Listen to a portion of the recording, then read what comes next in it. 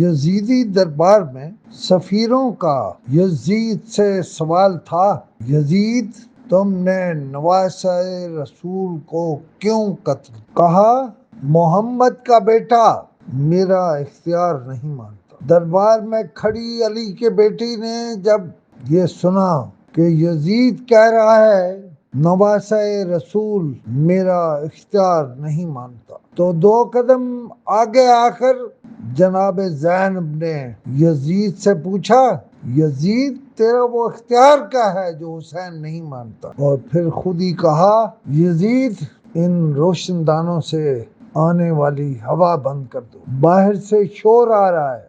یزید بولا، علی کی بیٹی ہوا بند کرنا میرا اختیار نہیں۔ اس پر علی کی بیٹی نے فرمایا، یزید تو کہہ رہا تھا حسین نے تیرا اختیار نہیں مانا۔ اور پھر بنت فاطمہ یوں گویا ہوئی، یزید چلو تمہارے جانوروں پر تو تمہارا اختیار ہوگا، تیرے دربار میں کھڑے اونٹوں کی گھنٹیوں کی آوازیں آ رہی ہیں، ان آوازوں کو ہی بند کر دو۔ یزید نے کہا یہ بھی میرا اختیار نہیں۔ بنت فاطمہ نے سوال کیا، یزید تیرا اختیار ہے کیا؟ تیرے جانور تو تیرے اختیار میں ہیں نہیں، یزید تو کس اختیار کی بات کرتا ہے جو تو کہتا ہے کہ حسین نہیں مان۔ میں پھر پوچھ رہی ہوں، یزید تیرا اختیار ہے کیا؟